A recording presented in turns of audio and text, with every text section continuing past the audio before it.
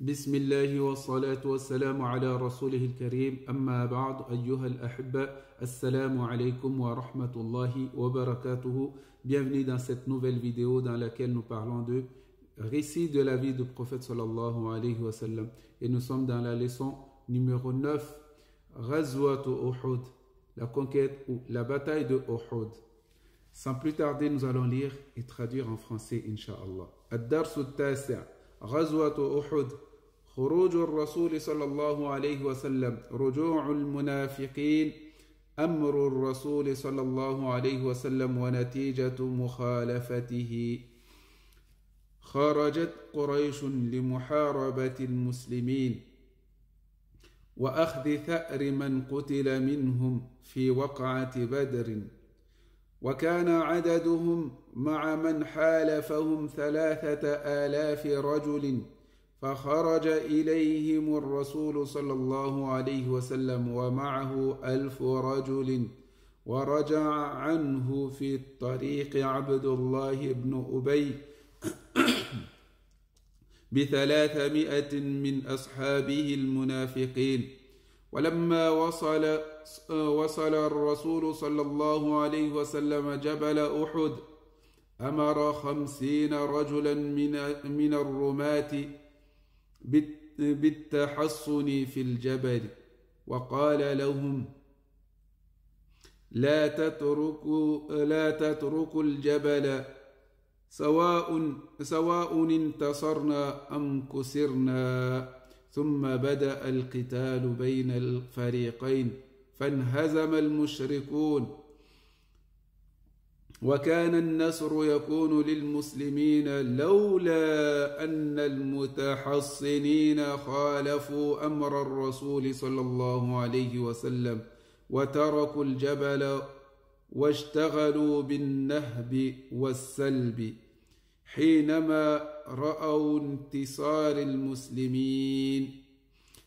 فلما رأى خالد بن الوليد الجبل خاليا من الرماة حمل على المسلمين من خلفهم حملة شديدة حتى انهزم أكثرهم.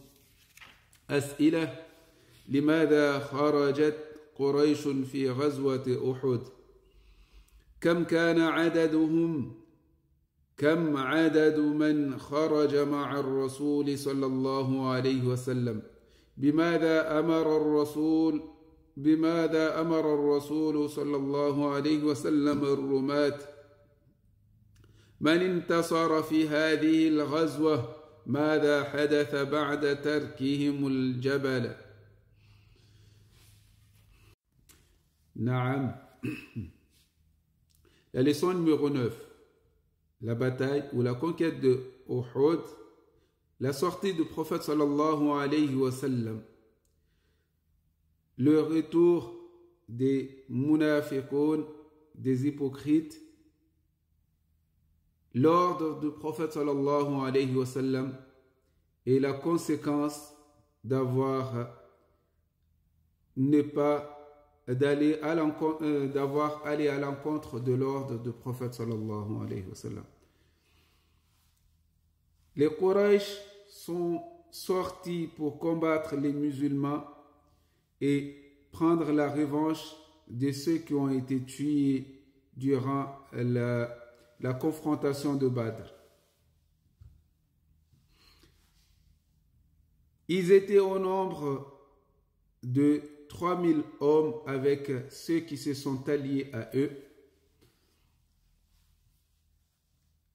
Le prophète sallallahu alayhi wa sallam est sorti avec 1000 hommes, et en chemin, Abdullah ibn Ubay est retourné avec 300 hommes parmi ses compagnons, ses compagnons hypocrites, parmi les gens qui étaient hypocrites.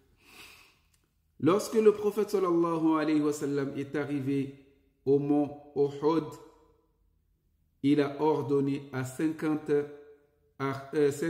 archers de se retrancher sur la montagne. Et il leur a donné l'ordre en disant La tatruku al-jabala sawa'un intasarna am kusirna. Ne quittez pas ce mont, même si nous ayons la victoire ou nous ayons la défaite, ne quittez pas ce mont. ثم بدأ القتال بين الفريقين. Puis la guerre a fait rage, a commencé entre les deux groupes, les musulmans et les mécréants. فانهزم المشركون. Les associateurs se sont mis en fuite. وكان النصر يكون للمسلمين لولا أن المتحصنين خالفوا أمر الرسول. Et la victoire était dans la main des musulmans si seulement si les retranchés, les gardes ne se sont pas contredit l'ordre du prophète sallallahu alayhi wa sallam, s'ils n'ont pas fait le contraire de ce que le prophète sallallahu alayhi wa sallam, alors la victoire aurait été pour les musulmans. وَتَرَكُوا الْجَبَلَ. Mais ils ont délaissé le mont. وَاشْتَغَلُوا بِالنَّهْبِ. Et se sont occupés de dépouiller les gens qui s'étaient enfuis et saccager leurs biens. حينما رأوا انتصار المسلمين. Au moment où ils ont vu que les musulmans sont en train de gagner la guerre. Lorsque Khalid ibn al-Walid a vu que le mont était vide des archers, qu'est-ce qu'il a fait? Il a pris les musulmans par derrière et il les a saisis d'une force secousse jusqu'à la plupart des musulmans se sont mis en fuite. Question: pourquoi les Quraysh sont-ils partis à la guerre, à la bataille de Uhud, pour la razzia de Uhud? Pourquoi ils sont partis? Combien était leur nombre? Ils étaient au nombre de combien? Les musulmans étaient au nombre de combien? Ceux qui sont sortis avec le prophète sallallahu alayhi wa sallam.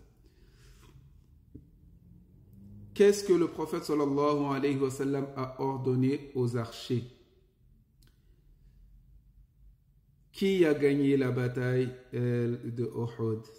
Cette bataille, qui l'a gagnée?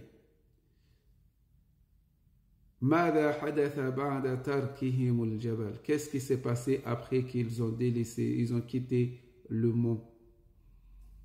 On voit ici que le fait d'aller à l'encontre de la parole du prophète sallallahu alayhi wa sallam a des conséquences.